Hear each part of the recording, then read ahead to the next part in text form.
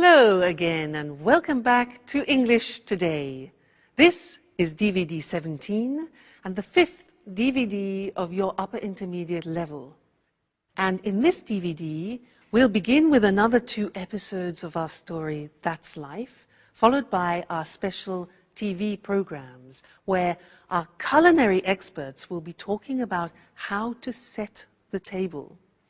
This will be followed by a discussion about e-commerce and about doing business on the internet. Then, in the grammar section, we'll study how to position adjectives in the English sentence and also look at some of the main differences between American and British English, all right? So, enjoy yourselves and enjoy your viewing.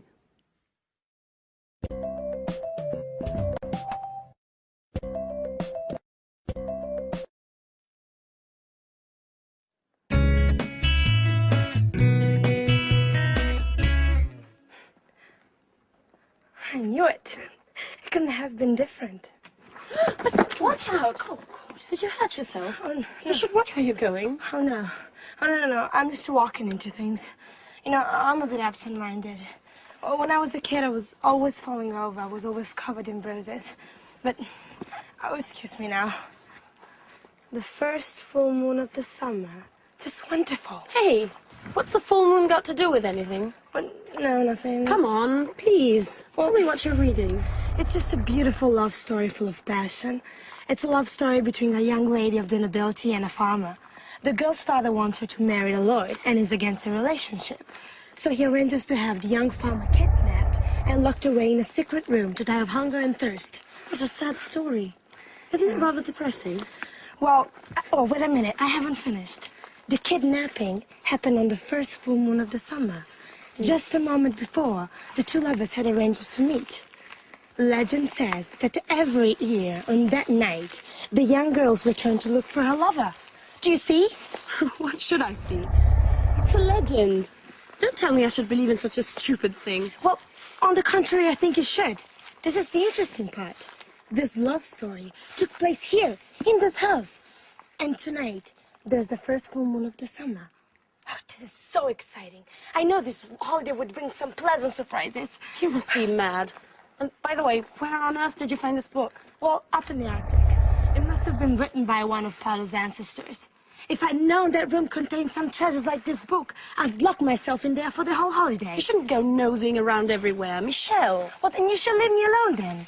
I'm going to get the others together now, and we'll devise a plan for tonight so we can look for the young girl's ghost.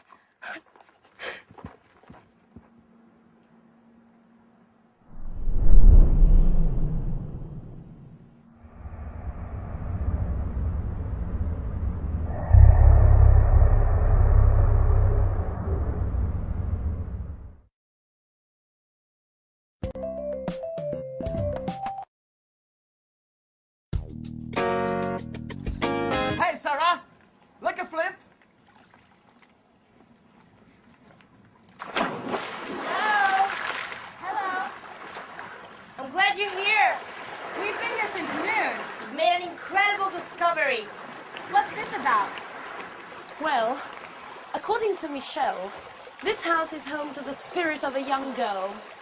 And this young girl is going to appear to us tonight as a ghost. Don't make fun, okay? It's true. I read it in a book I found at home. And I can feel it, too. There's a strange atmosphere, almost surreal. I think the only strange thing here is you. That's exactly what I said. Okay, enough of that. Listen to me. This is the plan for tonight. When the moon's out in the sky, we'll get some candles and go and look for the ghost. Paolo, didn't you know anything about the story? Well, my grandfather did tell me something about it. When I was a boy, I used to go looking for spirits with my cousins. And didn't you feel frightened? I know. It was a great fun. Sure, everyone knows ghosts don't exist. Oh, you're wrong there. You know, one night, we heard some strange noise. Someone was shouting. Oh, we were so scared.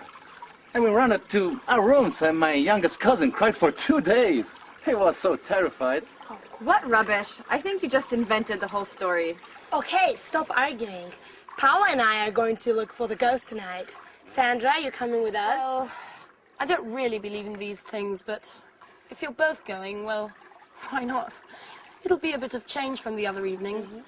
And, by the way, I'm quite curious to find out whether this ghost really exists or not. Sarah, are you coming with us? Oh no, I don't believe in spirits, and I don't do such stupid things. I'll just stay in my room and read. Oh, come on, Sarah. Don't be the usual spoil-sport. Come with us. You'll see it. It'll be fun. Don't insist. I said no.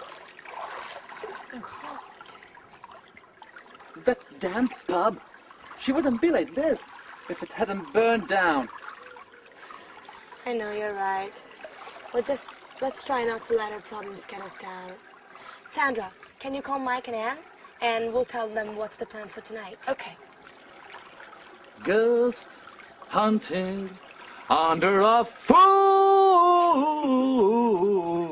moon, yeah.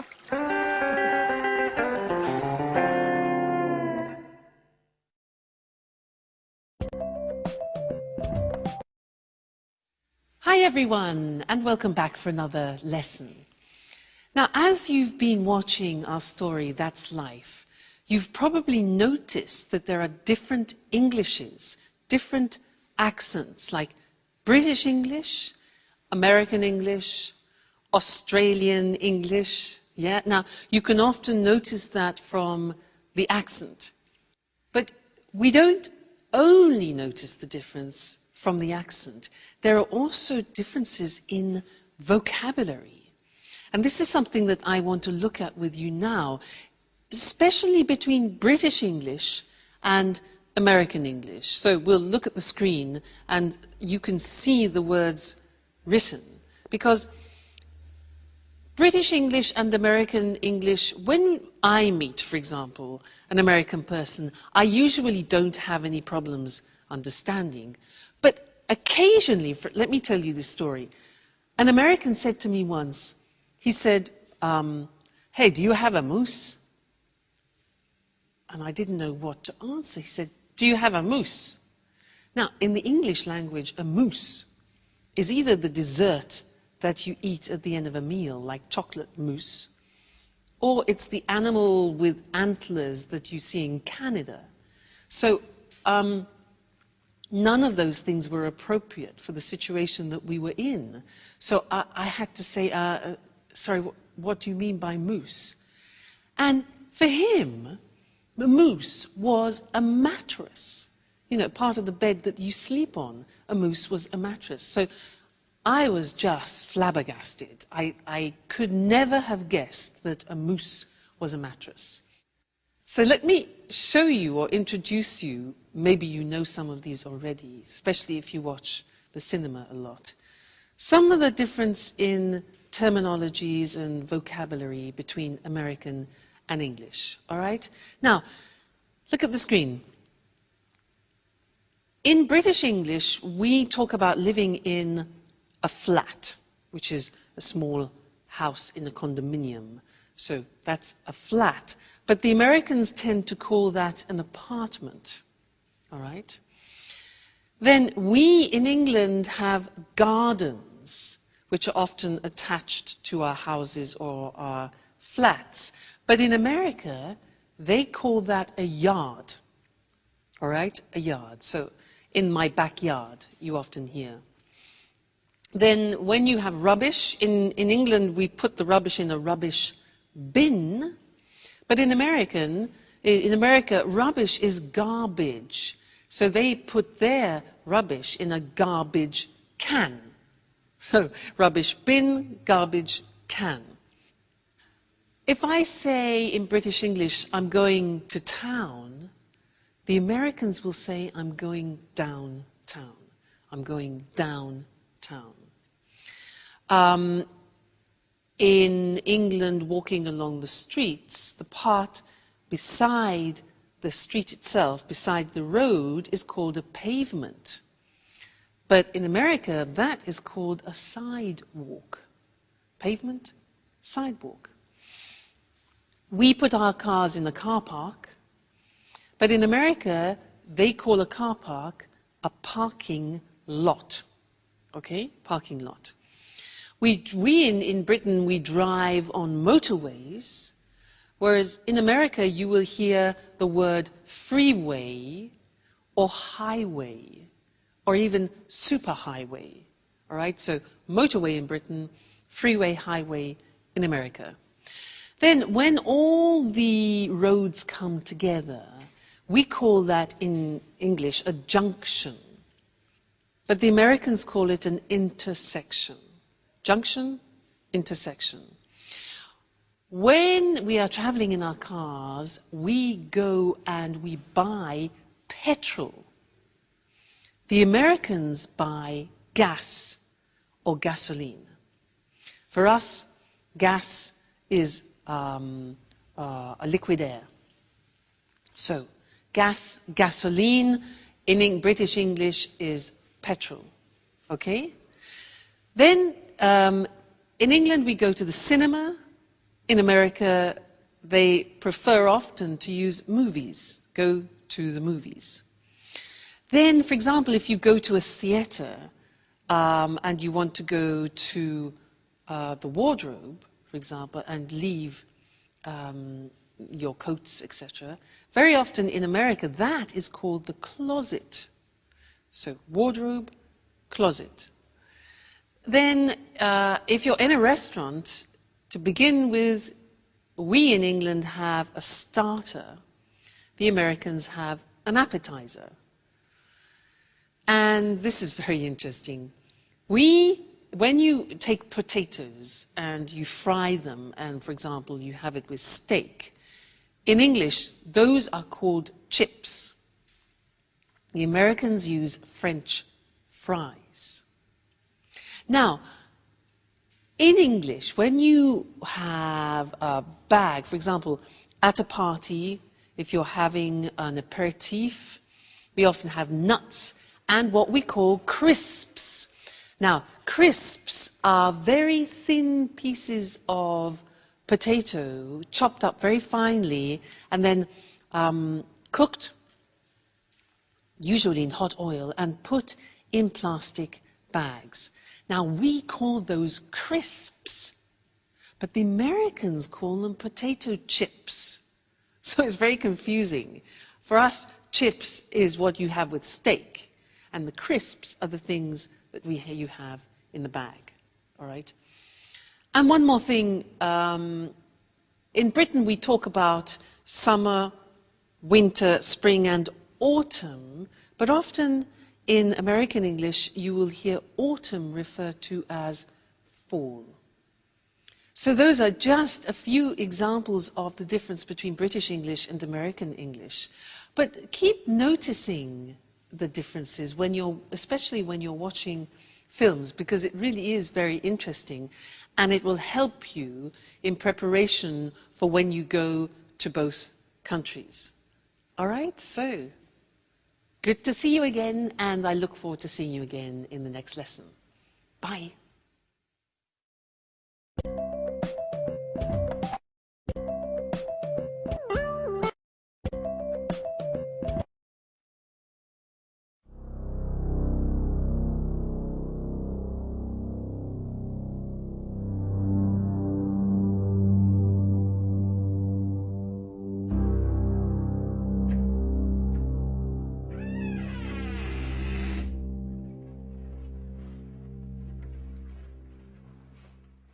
So, this is the abandonment? Yeah? Oh, I should never have got involved in this charade. I still can't believe you persuaded me to come along. Oh, come on, Anne. You'll have fun. You won't regret. Can anyone tell me exactly what it is we're looking for? Mike, do you ever listen when people talk to you? We're looking for the ghost of a young girl.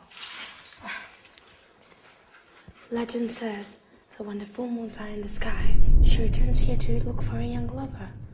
She walks up and down the secret spot where she used to meet him. And where is the secret spot? Well, we don't know. But Paolo told me that last year he'd heard strange sounds coming from this house. Huh, we can start from here. Where here? How can we possibly if we can't see anything in the dark? Don't worry. I know this place very well. Okay, silent. Otherwise, we're not gonna hear anything.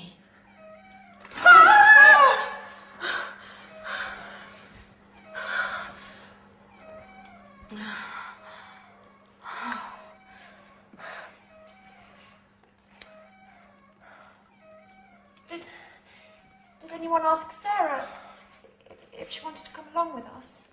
Of course we did. She isn't interested. She doesn't believe in ghosts! Well, you know, you still should have insisted. It's not nice to leave her all by herself at night. Okay, can we please start searching again?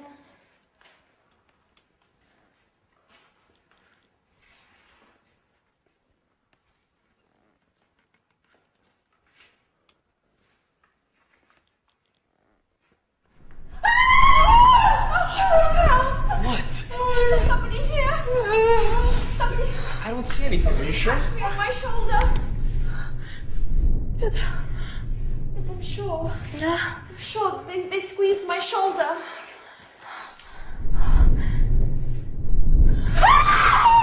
It's me! What an idiot, Paolo! Paolo. Okay. Now that we've solved that mystery, silence everyone, and let's continue. Well, to be honest, this place is kinda Creepy. creepy, yeah?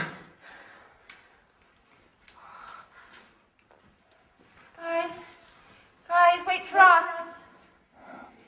Please.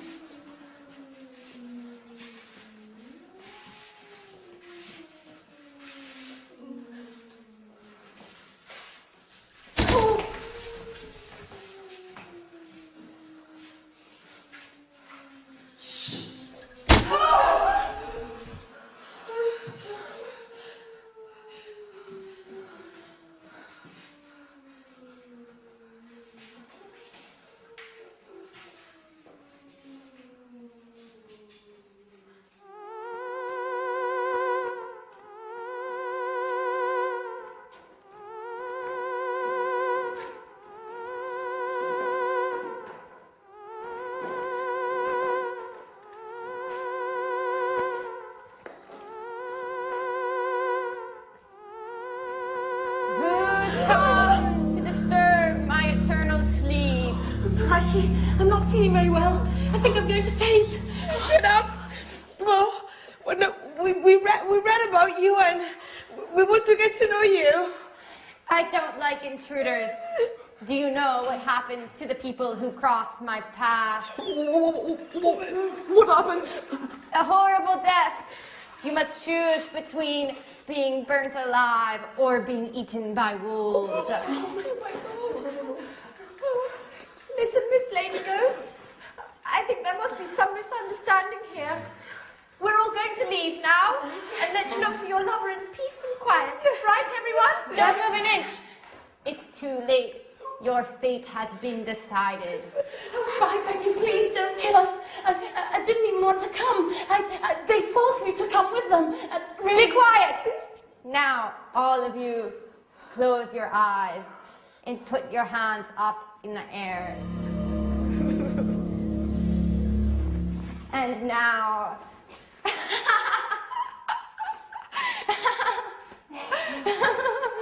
Sarah! So you were the ghost? Yes, I was in my room reading when I thought of dressing up and scaring all of you. And I must admit, it was worth it. You don't know how funny you all looked. Your face is white with fear, and your voice is pleading for mercy. I've never had so much fun. Yes, but you gave us all a big shock. Yes. But if it's made the old Sarah come back, then long live ghosts!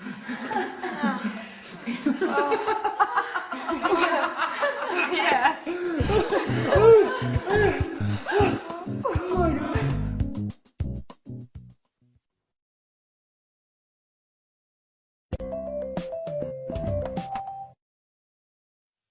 Do you believe in ghosts? I do. You know, once when I was teaching in England, I was in a mansion, a beautiful old house in the country. And they told me that every day in one of the rooms in a mansion, there was a breeze which passed through the room every afternoon at 4 o'clock. And they said it was a friendly ghost, a woman, who haunted the house. Every day she passed through the room at 4 o'clock on the dot. I believe in ghosts. They're all in Scotland and Britain, I think, in general. Now, I want to do something with you in this lesson related to English adjectives. If you look at this bag, if you want to describe this bag, you could say it's big, you could say it's brown, it's useful, it's casual. So these are a few adjectives which you could use to describe the bag. Now, the problem is if you want to use more than one or two adjectives before the noun, how do you order them? Do you say it's a big, casual, useful brown bag, or it's a brown, big, casual, useful bag? That's the problem. Well, in English, there is an order, a specific order, which we're now going to look at on the screen together, so that you can decide every time you're using adjectives what order to put them in. Let's take the bag. So look at the screen. The first adjective that we would say is the adjective of opinion. So adjectives of opinion are, for example, interesting, boring, fascinating, in this case, useful, okay, or even casual. Then we talk about the dimension or the size. So it could be big, small, thin, thick. In this case, the bag is big. After we talk about the age, is it new, is it modern, is it ancient, is it old? And I think we could say about this that it's a new, more or less, a new bag. So far we have a useful, big, new bag. Then we talk about the shape. This bag is square. It could be oval. It could be round. So we've got shape. Then we talk about the color. For example, pink, blue, light green, brown. After that, the origin. Is it French, English, American, Italian? Okay. And then the material it's made of. If it's wooden, plastic, woolen, cotton in this case. So, if we want to describe this bag using all those adjectives, it would become this. Its opinion. A casual, big, new, follow the screen, new, square, brown, Italian cotton bag. Okay? Now, we don't usually put 8 or 9 adjectives before the noun, but if you do want to use 3 or 4, then that's the order which you follow. And remember that in English, all adjectives go before the noun, not after, because in some languages you can put adjectives before the noun and adjectives after the noun. However, in English, the rule is adjectives always before the noun. Okay? Great. So that's the lesson about adjectives, and I'll see you very soon. Bye.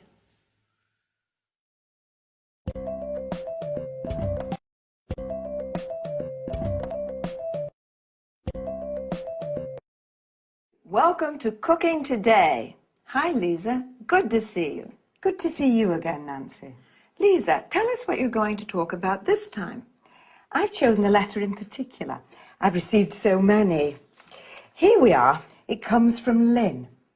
Dear Lisa, you're the person I most admire in my life. Please help me. My husband has decided to invite his boss and wife for dinner, And I've no idea how to arrange a formal table setting. Husbands can be so insensitive. Well, dear Lynn, you don't need bone china, silverware or crystal to set an attractive table. Where does one begin? I'd start with the table covering. The ideal tablecloth for a formal dinner is a damask one, or a cloth with delicate embroidery. Can it be placed over a bare table? You'd better place a protective padded cloth underneath. What do you think about placemats? They're acceptable for every occasion except formal dinners. And table runners, aren't they pretty? They are, and very trendy nowadays since they come in a wide range of colours. Now, tell us about napkins. They're usually sold as a coordinated set with tablecloths. She's not supposed to use paper napkins, I suppose. Oh, it's considered a bit crass. You can use paper napkins for picnics. Is a napkin ring necessary? Why not? In the past, each family member would have one, either of wood or engraved silver. Today, they're available in many materials and styles. Now, what about dinnerware? I think that a set of one-coloured dishes would be very smart. Round plain plates, a side plate, and serving dishes are perfect. What about glassware? The best for formal dinners is a long-stemmed goblet of medium height. Lynn will need a wine glass, a water glass, and a flute for champagne. And cutlery. How do you arrange forks and knives? Forks are placed to the left of the plate. Spoons and knives to the right, with the blade facing the plate. At the top of the plate, you place dessert forks and spoons. Of course, carving forks and knives are necessary when serving roasts. I see. How do you feel about centerpieces? Well, a basket filled with fresh flowers would smarten the plainest of tables. You can also use candles. It's a real work of art. Yes, and a pretty setting makes food taste better. Thank you, Lisa, for this informative chat. It was a pleasure.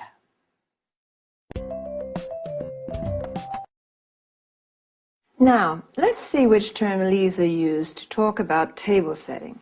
First of all, she said there are different kinds of table coverings. A tablecloth is what we use to cover the table with during meals.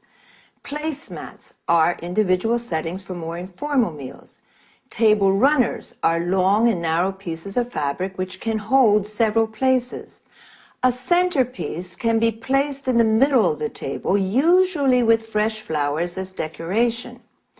If you want to protect your table from stains or heat, you better place a protective padded cloth under the tablecloth. A napkin is what we use to wipe our mouths with while eating. Today, paper napkins are rather convenient, but don't use them when Lisa is invited. A napkin ring is a ring of different materials, fabric, wood, silver, which allows people to identify their personal napkin during family meals. Now, let's go to dinnerware or dinner service, also called crockery, or plates, side plates, or serving dishes used for meals. Glassware refers to glasses that can be wine glasses, water glasses, or flutes, used to drink champagne. A stemmed goblet is a tall glass with a stem used in formal dinners. Cutlery, commonly referred to as silverware, refers to forks and spoons and knives. Serving forks and spoons are used to serve food from the serving dish. That's all for this time. See you again next week.